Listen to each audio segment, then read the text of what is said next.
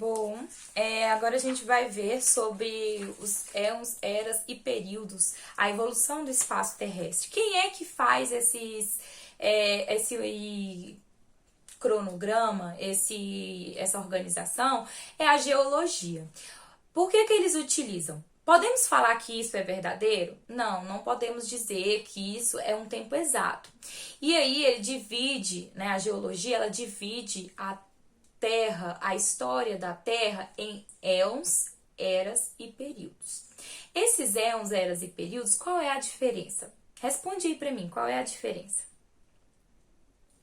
A diferença, pessoal, é que éons e eras tá tratando de períodos muito antigos mesmo.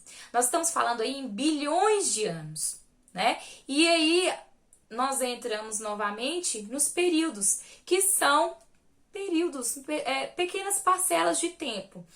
Se nas éons e nas eras nós estamos falando de bilhões de anos, nos períodos, não se engane achar que é 70, 80 anos atrás, não. São milhares, milhões de anos, tá? E aí nós temos aí a nossa principal era, que é o quê? A era Cenozoica, que é a nossa, né? Que foi dividida aí em períodos menores. Mas o que é o importante para nós? Lembrarmos que a nossa era é a era Cenozoica. Tá? E aí a gente vai analisar agora a Terra em suas camadas, em sua composição. O que acontece? A Terra, ela tá aqui a Terra, né? Nós temos aqui o núcleo, nós temos aqui o manto e nós temos a crosta terrestre. Olha só, pessoal, aqui é o núcleo da Terra. O núcleo da Terra, ele é altamente aquecido. O núcleo da Terra, pessoal, chega até a 6.000 graus Celsius. Quem quiser acompanhar, tá? Acho que na página 13. É possível, professora, que nós, seres humanos, ou mandamos máquinas para que chegue lá no núcleo e poder medir isso?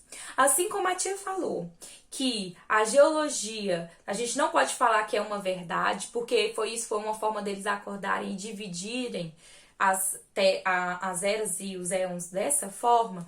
A gente não pode dizer com exatidão, mas é o que chega mais próximo da verdade, dizer que o núcleo tem mais ou menos 6.000 graus Celsius.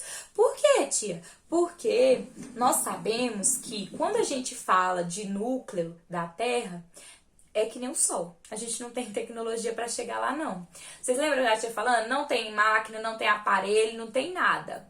Tá? É basicamente o lugar mais quente da Terra. Pensa assim, ó, você colocou uma água no fogo lá, né, na panela para ferver, para fazer um café, um chá, e aí ela começa a fazer uma borbolha, né? Aquilo ali é o ponto ápice de quentura, que você sabe que a água ferveu e que você vai usar, não é isso? Então, a mesma coisa acontece. Aqui é como se fosse o tempo todo, sabe? É como se tivesse o tempo todo ali fervendo. 6.000 graus. E nós temos o manto da Terra.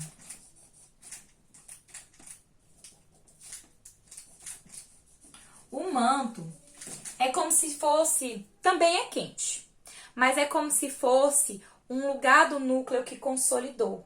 Já passou para uma segunda fase. É uma consolidação.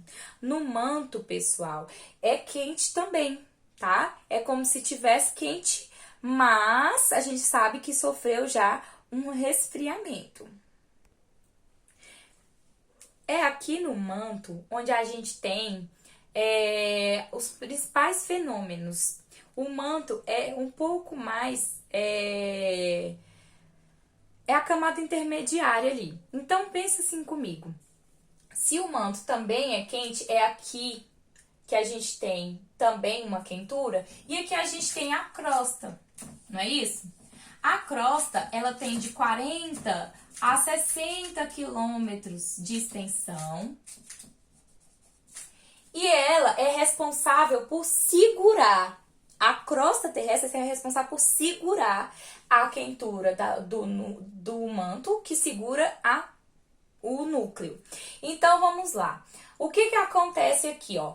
Temos a crosta terrestre de 40 a 60 quilômetros e nós temos o manto. Aqui no manto, pessoal, é onde a gente tem aqui, ó, o magma. E magma é material de quê? Isso mesmo, dos vulcões. E aí é aonde o magma, a crosta terrestre não consegue segurar, é aonde vai o quê? Jorrar o magma, que é material lá do manto e que vai jorrar material onde vai ter aí os vulcões, as formações dos vulcões.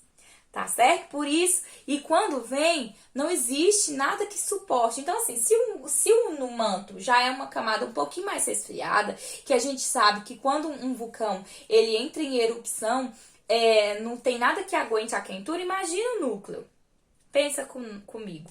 E a crosta, a gente sabe que a gente não vai chegar nem lá no manto. Por quê? Se a crosta é uma camada de 40 a 60 quilômetros, aí o lugar mais fundo que o homem já conseguiu cavar, né? Fez um buraco e foi cavando, foi um buraco de 12 quilômetros. A gente só cavou crosta. 12 quilômetros. Isso fica lá na cidade de Kola, tá? Fora do Brasil, se não me engano, na Rússia. E aí, o que que acontece? Se nós só cavamos 12 quilômetros e a crosta, ela tem uma média de 40 a 60 quilômetros de profundidade, a gente não tem... viu como a gente não tem tecnologia suficiente para chegar no interior da Terra?